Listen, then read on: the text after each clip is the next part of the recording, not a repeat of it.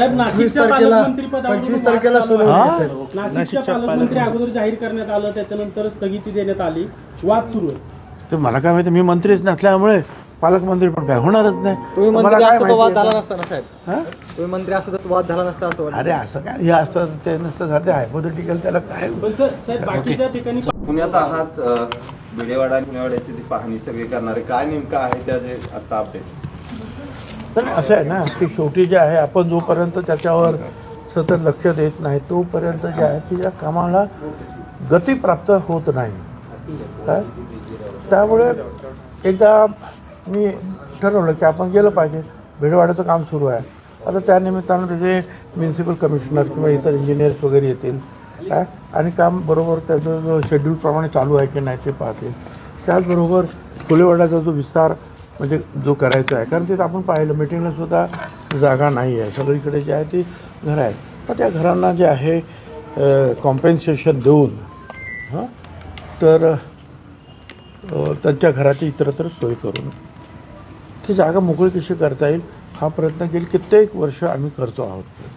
आणि मग आता जे रिसेंटली जे आहे सरकारनं 200 कोटी रुपयाचं जे आहे GR काढला, त्याच्यामध्ये प्रत्येकी 450 फुटाचं काहीतरी घर वगैरे जे आहे प्रत्येकाला देऊन असे किती घरं आहेत, काय आहे, कोणाला किती खर्च वगैरे, असं सगळा 200 कोटी रुपयाचा त्याने जो आहे एकूण खर्च काढलेला आहे आणि त्याला म्हणजे मान्यता दिलेली आहे. आता फक्त ह्या इथल्या स्थानिक अधिकाऱ्यांनी त्याला जास्तीत जास्त ते कामं लवकर कशी करून घ्यायची हा महत्त्वाचा मुद्दा आहे. त्याच्यामुळे आलं किंवा आहे कोणतरी पाठीमागे आपण सतत राहिलो तर ते कामं लवकर होतो. आणि परत त्याला त्या उद्या काय जाधवर इन्स्टिट्यूट जे आहे ते मुंबईला आले होते त्यांचे प्रमुख सगळे, आणि त्यांनी सांगितलं की संजय आवटे तुमची मुलाखत घेणार वगैरे विद्यार्थ्यांचा तो कार्यक्रम उद्या आहे. तर तो घेतला होता मी. त्याच्यामुळे मग त्याला जोडून जे आहे म्हटलं ही पण आपली 2 कामं जे आहेत आपली बघावी आणि कार्यकर्ते वगैरे भेटतात वगैरे चालले. साहेब, मिलिंद नार्वेकर आणि चंद्रकांत दादांची एका कार्यक्रमात भेट झालेली आहेत आणि त्यामध्ये मिलिंद नार्वेकरांनी विचारलं की युती कधी होते, तर चंद्रकांत पाटील म्हणतायत की मीही त्या सुवर्ण क्षणाची वाट पाहतो. मग चांगली गोष्ट आहे ना, सुवर्ण क्षण आहे ना, मग त्याची वाट पाहायला प्रत्येकाने वाट पाहिली पाहिजे. असल्या सुवर्ण क्षणाची मग तुम्ही काय सांगू त्याच्यावर. आधीच 3 पक्ष एकत्र आहे, आधीच 3 उद्धव ठाकरेंसोबत युती व्हावी असं मिलिंद नार्वेकरांचं म्हणणं होतं. कोणाचं? मिलिंद नार्वेकर म्हणाले आणि या सुवर्ण क्षणाची मी वाट पाहतो. कोणाची? शिवसेना आणि उद्धव ठाकरे सेना आणि भाजप पुन्हा एकत्र यावं असं आहे बरं. मला काही कल्पना नाही, सुवर्ण क्षणाची मी वाट पाहतोय त्या युतीच्या. मला काही कल्पना नाही ते काय म्हणाले हे मला माहिती नाही.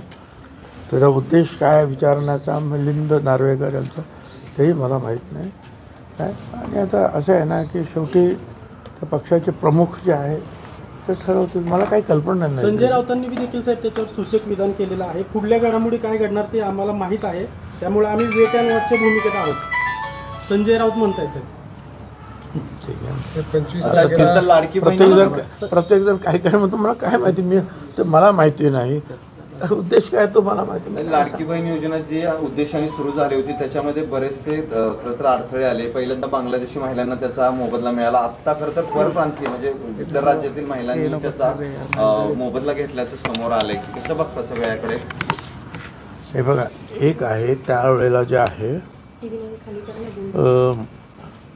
काही लोकांना जे फॉर्म भरण्याचे सुद्धा, कारण अनेक अशिक्षित महिला वगैरे आहेत त्यांना त्यांच्यापर्यंत ही योजना गेली पाहिजे.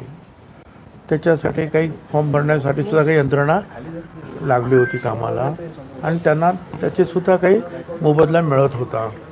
परत कार्यकर्ते जे होते, कार्यकर्त्यांनी सुद्धा आपापल्या गावात आपापल्या मतदारसंघामध्ये जास्तीत जास्त महिलांना फायदा व्हावा म्हणून फॉर्म भरले. ते फॉर्म भरत असताना ते जे नियम होते काय, हे नियम आताचे नियम पहिल्यापासूनचेच आहेत. म्हणजे मला त्यातले जे काय आठवलं की एका घरामध्ये फक्त 2च महिला असाव्यात, त्याच्यानंतर चारचाकी गाडी नसावी किंवा एवढं उत्पन्न त्यांचं नसावं, म्हणजे त्यांच्याकडे रेशन कार्ड असावं, म्हणजे सारं ते गरीब आहेत असं दर्शवतं.